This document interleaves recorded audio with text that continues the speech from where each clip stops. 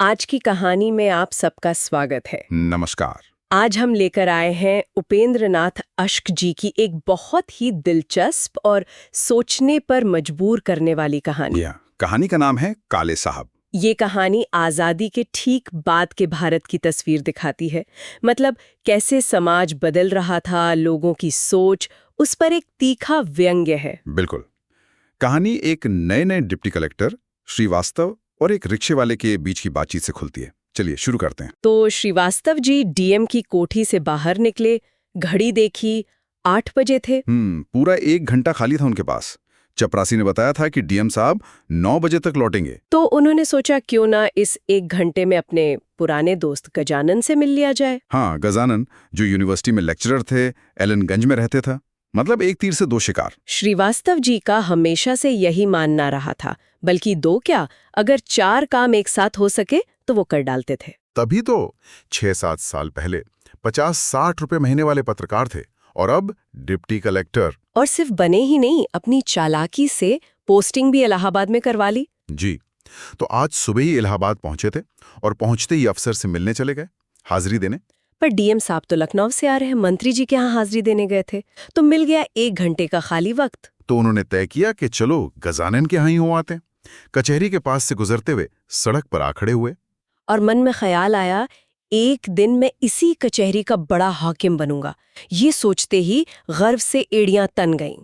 हाँ, अपनी बुशर्ट ठीक की, कॉलर सही किए, एकदम साहब वाले अंदाज में। तभी देखा कि सामने से 2 रिक्शा वाले आ रहे हैं, जैसे उन्हीं का इंतजार कर रहे हो। आवाज लगाई साहबी अंदाज में, रिक्शा। जी हुजूर। दोनों रिक्शा सामने आ गए। श्रीवास्तव ने पूछा, क्यों भाई, घंटे के हिसाब से चलोगे? पहले वाले ने पूछा, कहाँ जाएंगे? कहीं भी जाएं। श्रीवास्तव का जवाब था, क्या घंटा मिलेगा? जो भी रेट होगा। रुपया घंटा लेंगे, पहले वाले ने कहा। 10 आना मिलेगा। श्रीवास्तव ने मूल भाव किया। तभी दूसरा रिक्शा वाला बोला बड़े लखनवी अंदाज में, अजी आइए हुजूर, आप इधर आइए। हाँ, तो श्रीवास्तव ने कहा, हाँ तुम ले आओ, और फट से उसके रिक्शे में बैठ गए। बैठते बुशर्ट को खींचा, पतलून ऊपर की ताकि क्रीज न खराब हो, एकदम अकड़ कर बैठे, जैसे डीएम साहब से मिलकर अभी कुर्सी पर बैठे हो। बुशर्ट मुड़नी नहीं चाहिए। फिर उनकी नजर पड़ी रिक्शा वाले पर। खाकी सूट पहने था, बहुत मैला भी नहीं था। शक्ल से भी आम रिक्शा वाला नहीं लग रहा था। हाँ, इलाहाबाद में रिक्शा वाले ज्यादातर देहाती होते हैं, गांव से आते हैं, रिक्शा चलाते हैं, सत्तू खाते हैं और फेफड़े खराब करके वापस चले जाते हैं। एक वो किस्म। दूसरी किस्म शहरी मजदूरों की, जो वर्ल्ड वॉर 2 के बाद बेकार हो गए। बेचारे टीवी के मरीज लगते हैं, पर मजबूरी में रिक्शा खींच रहे हैं। श्रीवास्तव इन दोनों तरह के रिक्शा वालों को पहचानते थे। प्रयाग के ही थे, पर ये वाला अलग था। हाँ, आजकल एक तीसरी तरह के भी दिखने लगे हैं, फौजी, बेकार हुए फौजी। रोनाल्डो कोलमैन जैसी मूछें, फौजी पैंट या बुशर्ट, अकड़ कर रिक्शा चलाते हैं, बीड़ी पीते हुए। मिस्र, ईरान, इटली के सपने देखते हुए। बड़े स्वाभिमानी, पर थोड़े अक्खड़ भी, मोल भाव ज्यादा नहीं करते। पर ये रिक्शा वाला हालांकि वर्दी पहने था, पर उसमें वो फौजियों वाली अकड़ नहीं थी। चेहरे पर भी तनाव नहीं, बल्कि एक नरमी सी थी। तो श्रीवास्तव, जो अकड़े बैठे बैठे थक गए थे, थोड़ा ढीले होकर पूछे, क्यों भाई, क्या तुम सेना में काम करते थे? रिक्शा वाले ने पीछे मुड़कर देखा, नहीं साहब, सेना में हम क्या काम करते। और उसके होंठों पर एक अजीब सी मुस्कान आई, व्यंग भरी, थोड़ी दर्द भरी भी। जैसे कह रहा हो, सेना की नौकरी जैसा घटिया काम हम थोड़ी करते। श्रीवास्तव ने फिर पूछा, तो क्या रिक्शाएं चलवाते हो, मतलब मालिक हो क्या? रिक्शा वाला हंसा, अजी साहब कहाँ, ये रिक्शा भी अपना नहीं, किराए पर चलाते हैं। उसके बोलने में एक शराफत थी। श्रीवास्तव को सहानुभूति हुई। पूछा, तो ऐसा जान मारू काम क्यों करते हो, ये तो फेफड़ों पर जोर डालता है। रिक्शे वाले ने कहा, जी अपनी इच्छा से थोड़ी चलाते हैं, बीवी है, बच्चे हैं, माँ है, 2 विधवा बहनें हैं, सबका बोझ मुझ अकेले पर है। तो कोई और काम क्यों नहीं कर लेते? हमको दूसरा कोई काम आता नहीं साहब। तो क्या हमेशा से रिक्शा चलाते हो? जी नहीं साहब, उसने कहा, जब से देश को आज़ादी मिली है, और माथा ठोका। बोला, अंग्रेज यहाँ से गए, काले साहब उनकी जगह आए और हमारी किस्मत ही फूट गई। कहने लगा, देसी साहबों को न हमारे काम की समझ है, न परख, न हम उनके काम के, न वो हमारे। हमने तो अर्जी भी दी थी कि हमें विलायत भेज दो उन्हीं के साथ, पर किसी ने सुनी नहीं। श्रीवास्तव ने पूछा, तो क्या करते थे तुम? हम कमिश्नर डक के यहाँ काम करते थे, 50 रुपए महीना, रहने को कमरे, कपड़े साफ देते थे। फिर थोड़ा हिचकिचाया, बोला, माफ कीजिएगा। श्रीवास्तव ने कहा, नहीं नहीं कहो। रिक्शा वाले ने पीछे मुड़कर बड़े अदब से कहा, ये जो बुशर्ट आपने पहन रखी है ना, ऐसी तो साहब के यहाँ हम पहना करते थे। ये सुनते ही श्रीवास्तव की सारी अकड़ ढीली पड़ गई, पीठ भी टिक गई सीट से, सूट की क्रीज का ध्यान भी नहीं रहा। रिक्शा वाला कहता गया, अंग्रेजों के राज में जो मौज थी वो अब कहाँ। त्योहार पर इनाम, बीवी बच्चों के कपड़े तक बन जाते थे। अब कहाँ से इतना लाएं, कैसे खर्च चलाएं, मजबूरी में रिक्शा चलाते, किसी दिन ऐसे ही मर जाएंगे। श्रीवास्तव ने पूछा, पर तुम किसी देसी साहब के यहाँ काम क्यों नहीं करते? कमिश्नर की जगह कमिश्नर हैं, कलेक्टर की जगह कलेक्टर। रिक्शा वाले ने फिर पीछे देखा, बोला, देसी साहब हमें क्या खाकर रखेंगे? वही व्यंग्य भरी मुस्कान। श्रीवास्तव को थोड़ी झुंझलाहट हुई। पूछा, कुक थे?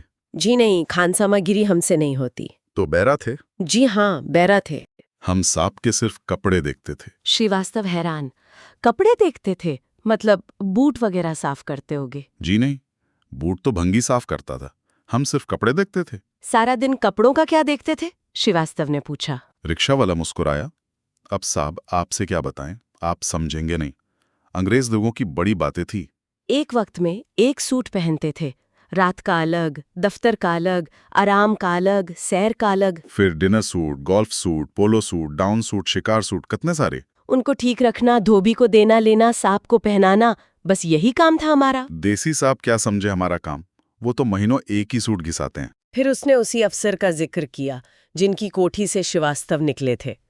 कभी कभी तो ऐसा सूट पहनते हैं, लगता है कॉलेज के जमाने का है। फिर सिविल लाइंस की दुर्दशा का रोना रोया, बाथरूम की रौनक खत्म, बगीचों का बुरा हाल, बंगले सूने पड़े हैं। श्रीवास्तव को अब गुस्सा आने लगा। रिक्शा वाले की ये बातें, भारतीय रहन सहन का मजाक उड़ाना उसे बुरा लगा। हालांकि वो खुद साहिबी ठाठ पसंद करते थे, पर उस वक्त उन्हें अंग्रेजी संस्कृति से नफरत हो आई। सोचा कि इस अज्ञ को थोड़ा विज्ञ बनाया जाए। कहा, देखो, उनके और हमारे खानपान रहन सहन में बहुत फर्क है। वो मांस मछली शराब सब चलता है, गाय सुअर खाते हैं, हमारे यहाँ ये पाप है। उनकी औरतें नाचती हैं, हमारे यहाँ। रिक्शा वाले ने बात काट दी, बोला, कुछ नहीं साहब, हम गुलामों का देश है, घोंगे की तरह अपने में बंद हो गए हैं। गरीब हैं तो गरीबी को ही स्वर्ग बना लिया है।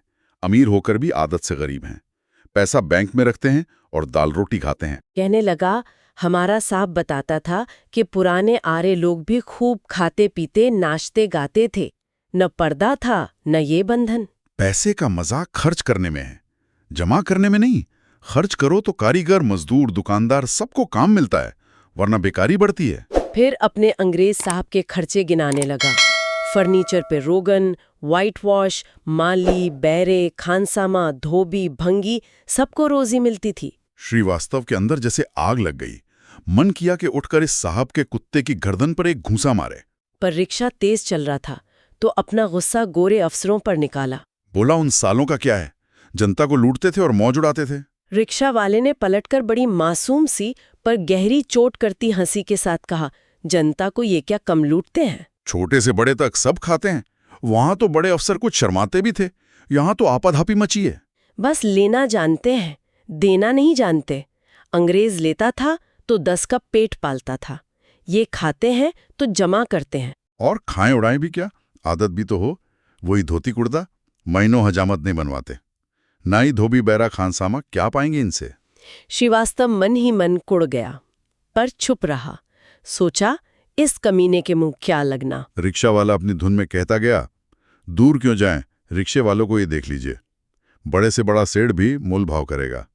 यहीं एलनगंज में एक ऑनरेरी मजिस्ट्रेट हैं, बड़े आदमी हैं, प्रेस चलाते हैं, रोज अड्डे पर आकर खड़े होते हैं कि कोई दूसरी सवारी मिल जाए तो पैसे बचे। आधा घंटा इंतजार करते हैं। और अंग्रेज, मामूली फौजी भी मोल भाव नहीं करता था, जेब में जितने हुए दे दिए।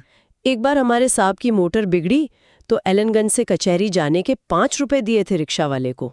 बातें करते करते गजानन का घर आ गया। श्रीवास्तव उतरे, पर पता चला गजानन घर पर नहीं है।